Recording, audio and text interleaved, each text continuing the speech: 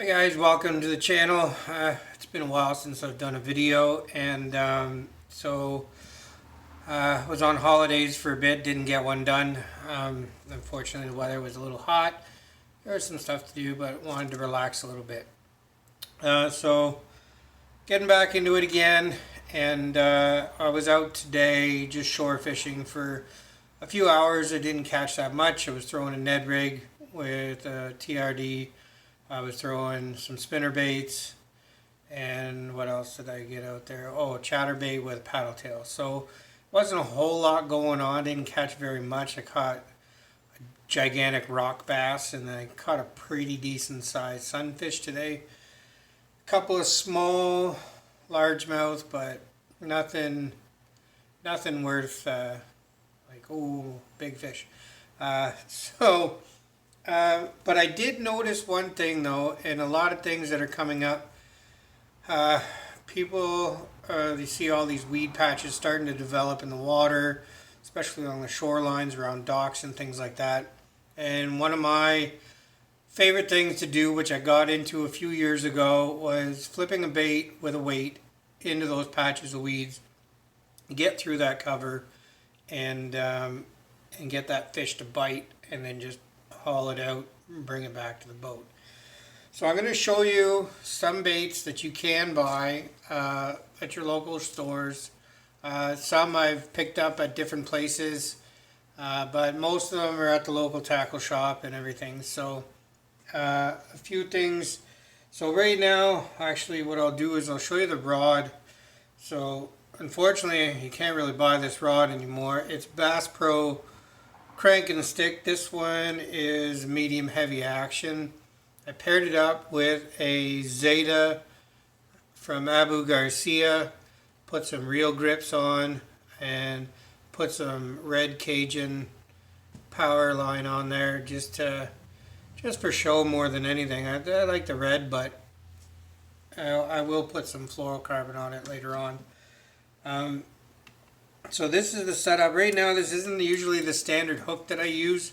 I was just messing around because the weeds aren't thick right now where I'm fishing.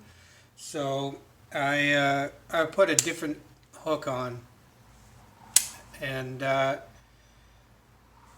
this is a Guggenbait Bandito bug. I put a worm hook on it, and I've got a tungsten weight, ½ ounce, or is that, oh, that's 3/8 tungsten with a bobber stop above it. Now a lot of people will take that bobber stop on their line right there, and they will bring that right down and push it in tight.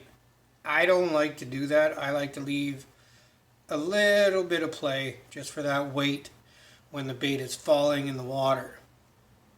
Okay, so that's my setup for now. I will eventually move that over to another hook, which I will show you in a sec here. Get this strung back up, and then I will show you guys some other baits that I do use for this style. So like I say, that's my reel. My line here, this is 30-pound test. Some people honestly use 40, 50-pound test for flipping and stuff into heavy cover. Where I fish, the weeds are thick, but they're not overly thick, but they're still thick enough. So 30-pound for now. If you want to switch it up to a heavier braid, you go right ahead. But for me, 30-pound test, sometimes 40, depends on where I am. I do have a reel set up with 40-pound test.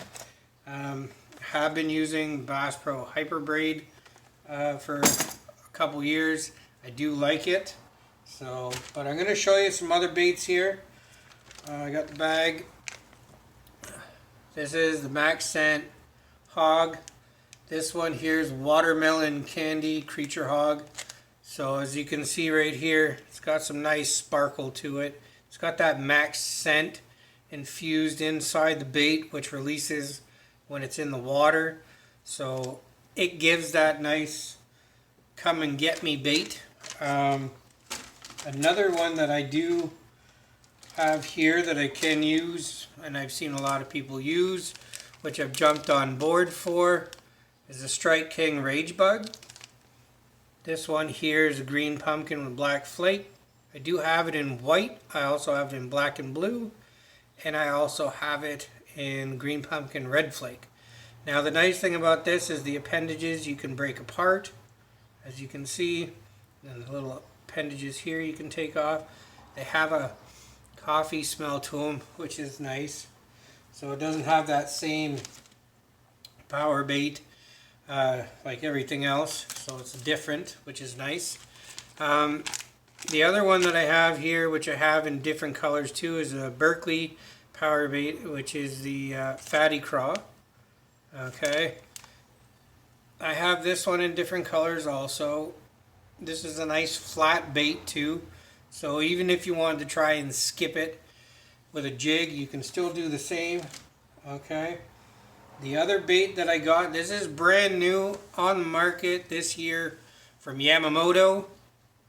It's the Yamamoto Yamatunaki.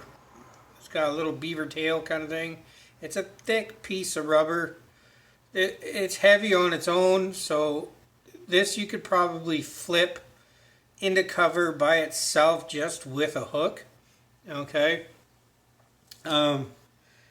Like I say, it's got some weight to it. So next up, I'm going to show you here. These are some of the weights that I use. This is a 3/4 Eco Pro tungsten flipping weight. I use those quite often. Now you can use different hooks. This is a VMC 4/0 wide gap. You can also use those. 3/0 you can use also. I also use a heavy duty flipping hook from VMC. This is the number 4/0. I also have these hooks in a 3/0 also. It depends on where I am. Now bobber stoppers, I got a whole bunch of these things in large and medium. The large I prefer the most.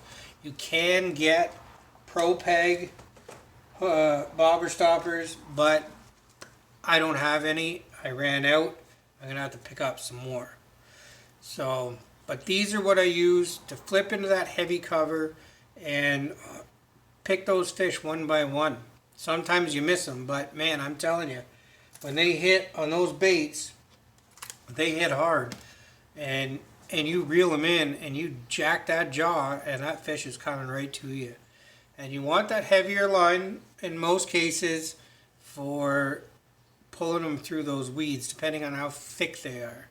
Now, like I say, today, where I was, it wasn't too bad yet. It will gradually, hopefully in the next couple of weeks, that's where the bass are going to go underneath the lily pads, underneath that cover, and they're going to sit there and they're going to wait for something to come through.